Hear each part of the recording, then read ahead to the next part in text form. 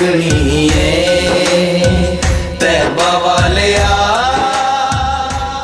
اور اپنی زندگی عشق مصطفیٰ میں گزاریں۔ اس کی وجہ کیا ہے؟ وجہ یہ ہے کہ لوگوں، خدا نے ہمیں ہر جگہ پہ فرمایا کہ لوگوں میرا شکر ادا کیا کرو۔ شکر کیوں ادا کیا کرو؟ کہ میں نے تمہیں بہت سی چیزیں بخشی ہیں، تمہیں عطا کی ہیں۔ مثلاً کہ ہم سانس لیتے ہیں تو یہ خدا کا شکر ہے۔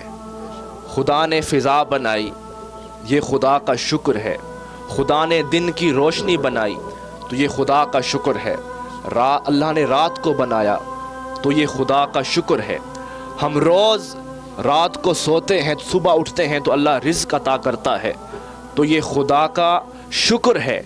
لیکن اس سب سے کہیں زیادہ، سانس کی نعمت سے بھی کہیں زیادہ، وہ جو رب کا ہمارے اوپر فضل اور شکر ہے وہ یہ ہے کہ خدا نے ہمیں مصطفیٰ کا امتی بنا دیا۔ کہ یہ کم ہے کہ کیا خدا نے مجھے مصطفیٰ کا امتی کر دیا۔ کیوں کہ رسول کا امتی ہونا کوئی ہمارے لیے عام بات نہیں۔ ہم تو کچھ بھی نہیں، ہم سے کئی افضل نبیوں نے بھی خواہش کی کہ ہم کاش مصطفیٰ کے امتی ہوتے۔ موسیٰ علیہ السلام نے خدا سے عرض کیا کہ باری تعالیٰ، ہم نے اپنی کتابوں میں ایک امت کو پڑھا ہے، وہ امت سب سے آخر میں آئے گی، لیکن وہ ہوگی سب سے پہلے نمبر پہ، ہوگی سب سے آخر میں لیکن ہوگی سب سے پہلے نمبر پہ، تو مولا وہ امت میری امت کو بنا دے۔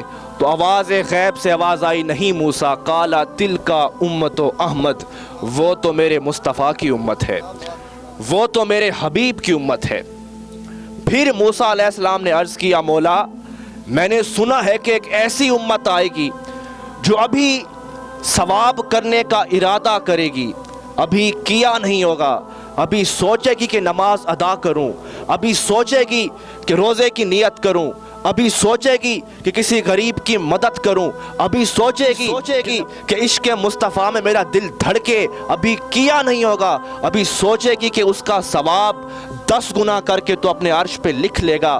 تو کہا مولا وہ امت میری امت ہو، تو آواز غیب سے آواز آئی، نہیں موسیٰ، قالا تلکا امت احمد، وہ تو میرے مصطفیٰ کی امت ہے اور وہ تو میرے حبیب کی امت ہے۔ موسیٰ علیہ السلام نے پھر عرض کیا، باری تعالیٰ میں نے ایک امت پڑھی ہے کہ وہ گناہ کا ارادہ کرے گی، وہاں ثواب 1 تھا لکھا 10 جائے گا، اور یہاں گناہ کا ارادہ کرے گی لیکن گناہ اسا جب تک کر نہیں لے گا لکھا نہیں جائے گا، کیونکہ ہو سکتا ہے کہ انسان کا دل کب بھی پلٹ جائے اور کب پلٹ کے واپس آ جائے۔ وہ خواجہ غلام فرید فرماتے ہیں، سکھ ریت روش منصوری نو ہن ٹھپ رکھ کنز کدوری نو، ہادی نہ سمجھ ہدایا کافی نہ سمجھ کفایا، یہ دل قرآن کتابے۔ کیا پتہ کبھی بھی وہ انسان پلٹ کر واپس آ جائے، جب تک گناہ کرے گا نہیں اس کا گناہ لکھا نہیں جائے گا۔ تو مولا وہ شرف میری امت کو بخش دے۔ تو آواز غیب سے آواز آئی، نہیں موسیٰ، قالا تلکا امت احمد، وہ تو میرے مصطفیٰ کی امت ہے، وہ تو میرے حبیب کی امت ہے۔ جب موسیٰ علیہ السلام نے 9 سوال پوچھے اور آخر میں کہا، مولا اگر وہ امت اتنی ہی عظیم ہے تو مجھے ہی مصطفیٰ کا امتی بنا دے۔ تو لوگوں ہماری شان ہے کہ خدا نے بڑے نبیوں کو اصلاح کے لیے بھیجا، لیکن جانتے ہو میدان محشر کا دن ہوگا، قیامت کا دن ہوگا۔ قرآن میں پاک میں ہے، فَكَيْفَ إِذَا جِئْنَا مِن كُلِّ أُمَّةٍ بِشَهِيدٍ وَمَا جِئْنَا بِكَ عَلَىٰ هَٰؤُلَاءِ شَهِيدًا، کہ تب خدا تمام امتوں کو اکٹھا کرے گا، اور جب میدان محشر میں لوگ کھڑے ہوں گے تو خدا پوچھے گا لوگوں سے، کیا تمہیں میرا پیغام نہیں آیا تھا؟ تم کیوں آگ کی پوجا کرتے تھے؟ کیوں تم مندروں میں گھنٹیاں بجاتے تھے؟ کیا میں نے تمہیں اپنا نبی نہیں بھیجا تھا کہ مجھے پہچانو؟ تو وہ لوگ کہیں گے، مولا تیرا پیغام ہم تک آیا ہی نہیں۔ تو خدا کہے گا، میں نے انبیاء کو بھیجا تھا، تو انبیاء فرمائیں گے اللہ ہم نے تیرا پیغام پہنچایا تھا، تو معاملہ پھنس جائے گا. تو اللہ فرمائے گا کوئی ثبوت ہے، کوئی گواہ لے آؤ گے.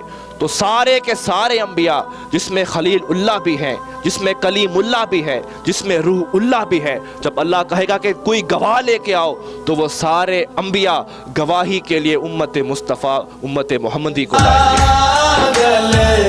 تیرے اتے مکنی تیبہ والے کو بلائیں گے تو وہ لوگ کہیں گے مولا یہ تو خود جھوٹے ہیں.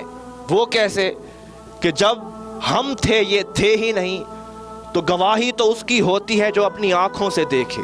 یہ تو اس وقت تھے ہی نہیں. تو رب کہے گا پھر تم کوئی گواہ لاؤ.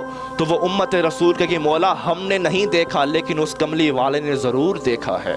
اس دیکھنے والی آنکھ نے دیکھا ہے. بھلے دور جس کا ہو لیکن ہر زمانہ زمانہ مصطفیٰ تھا. تو آخر میں پھر حضور آئیں گے اور اپنی امت کی گواہی دیں گے کہ مولا یہ سچ کہہ رہے ہیں، تیرے نبیوں نے تیرا پیغام پہنچایا تھا. تم لوگوں یہ تمہاری امت کی شان ہے کہ تم کس امت سے ہو. یہ شان ہے خدمت داروں کی، سرکار کا عالم کیا ہوگا. تو یہ شان تو خدمت داروں کی ہے اور سرکار کا عالم کیا ہوگا. تو لوگوں دنیا کی یہ حقیقت ہے کہ ہر انسان نے پردہ کر کے جانا ہے، لیکن اپنے دامن کو دامن مصطفیٰ سے جوڑ لو، کیونکہ زندگی میں اس دامن کے سوا اور کچھ نظر نہیں آنا. سب چیزیں عارضی ہیں. ہر جگہ پہ تمہیں دوست ملیں گے، رشتہ دار ملیں گے، لیکن مصیبت کے وقت کوئی کام نہیں آئے گا. لیکن ایک سہارا ہے جو تمہیں کس وقت بھی اپنے دامن سے بغیر چھوڑے گا نہیں، تمہیں تنہا نہیں چھوڑے گا. وہ ایک دامن ہے، وہ ہے دامن مصطفیٰ. اس کا دامن تھام لو، وہ دامن ہے ہی ایسا. وہ خواجہ غلام فرید فرماتے ہیں ہار تھیواں تیرے گل دا وے ماہی، یا تھیواں تیرے پیراں دی جتی، نت قدمہ ریت مدھیواں، ہک ساری من گھن لکھ منوا گھن، ہک واری چا بول. حضور فرماتے ہیں کہ میں حضور تیرے اگر جتی ہوتی تو تمہارے قدموں کے ساتھ ہر جگہ پہ چلتا. کیوں نہ کہیں، کیونکہ جس کی وجود کی خود رب قسمیں کھائے. رب نے کہا لا اقسم بہذا البلد، میں مکہ شہر کی قسم کھاتا ہوں. پھر لوگوں کے ذہنوں میں گمان ہوا، وہ بھی لوگ ہوتے ہیں شان کو گھٹاتے ہیں کہ رب نے قسم کھائی کہ یہاں مکہ ہے یا نمازیں ہوتی ہیں. رب نے خود جواب دیا، نہیں کہا لا اقسم بہذا البلد وانت حل بہذا البلد. میرے حبیب میں نے قسم اس لیے کھائی کہ اس شہر میں تو جو رہتا ہے، اس شہر نے تیرے قدم جو چومے ہیں. تو لوگوں اس کا دامن تھامو جس کے چلنے کی، جس کے رہنے کی قسمیں خود رب کھائے. تو رب نے جو میرے حبیب کو عطا کیا اور جو جس مقام پہ رب نے اس مقام پہ پہنچایا، تو لوگوں اس نبی کی تمہارے ساتھ محبت بھی دیکھو اور ان کا مقام بھی دیکھو.